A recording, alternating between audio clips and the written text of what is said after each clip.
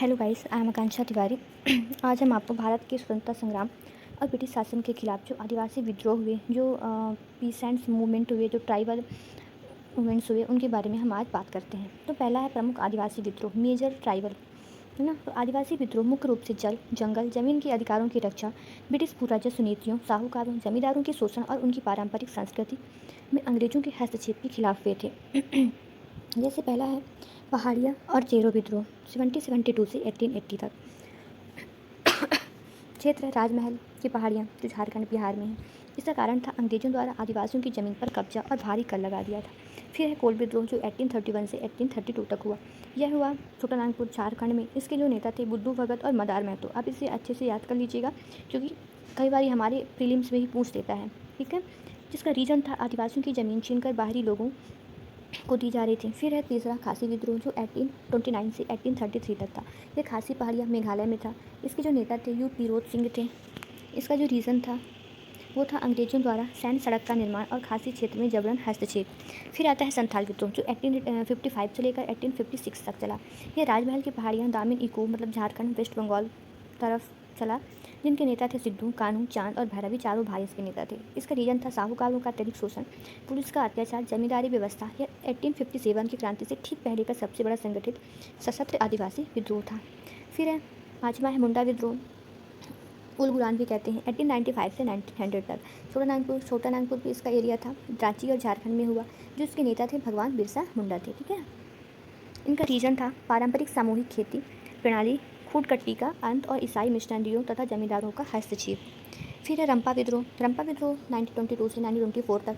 ये आंध्र प्रदेश गोदावरी क्षेत्र में था। इसके जो नेता थे अल्लूरी सीताराम राजू थे। कारण था मद्रास वन अधिनियम 1882 के तहत आदिवासियों को जंगल में बेदखल करना और झूम खेती पेटों पर रोक लगाना। फिर है प्रमुख कृषक विद्रोह, किसान आंदोलन।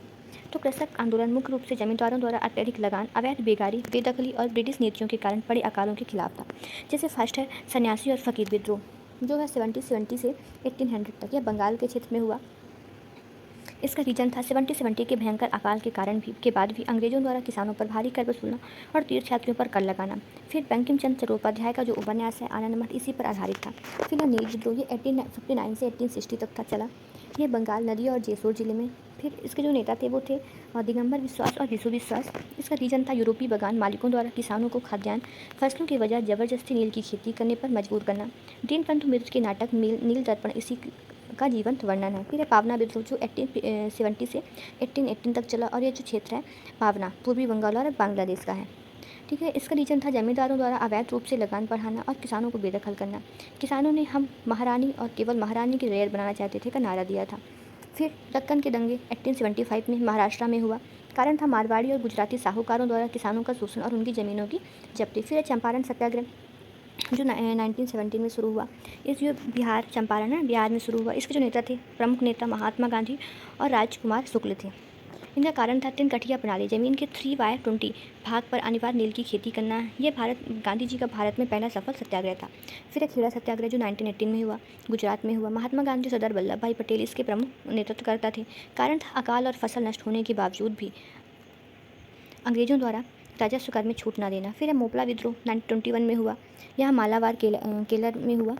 इसका कारण था मुस्लिम किसानों मोपला का हिंदू जमींदारों जिन्मी और ब्रिटिश शासक के खिलाफ असंतोष, जो बाद में सांप्रदायिक रूप में फैल बैठा। फिर है बारडोली संग्रहालय सत्याग्रह, जो 1928 में हुआ। यह गुजरात के बारडोली जिले में हुआ। इसके जो नेता थे सरदार वल्लभ भाई पटेल थे। इसका प्रमुख रीजन था सरकार द्वारा लगान में अचानक 22% की बढ़ोतरी। इस आंदोलन की सफलता के बाद बारडोली की महिलाओं ने वल्लभ भाई पटेल को सरदार की उपाधि दी। फिर आदिवासी और कृषक आंदोलन का तुलनात्मक सारणी है।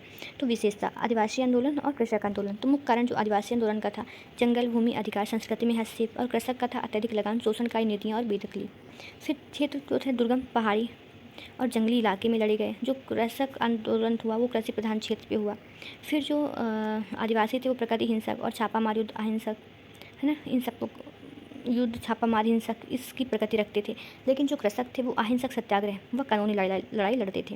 इनका जो नेतृत्व था आदिवासियों का, उन्होंने स्थानीय काबिलाई प्रमुख धार्मिक दल जैसे बिरसा मुंडा हो गए, और जो फार्मर के जो वो हुए नेतृत्व हुए, जो फार्मर के सत्याग्रह हुए, वो राष्ट्रीय व स्थानीय नेता जैसे गांधी जी, सरदार वल्लभ भाई पटेल द्वारा लड़े गए। So thank you so much guys, आज हमने आपको ये पूरा पढ़ा दिया जो हमारे इंडिया में जो प्रमुख आंदोलन हुए, जो सत्याग्रह हुए ब्रिटिशर्स के टाइम पे, आप इसे अच्छे से रिवाइज कर लीजिएगा। ये हमारे प्रीलिम्स और मेंस दोनों के लिए इंपॉर्टेंट है। Thank you.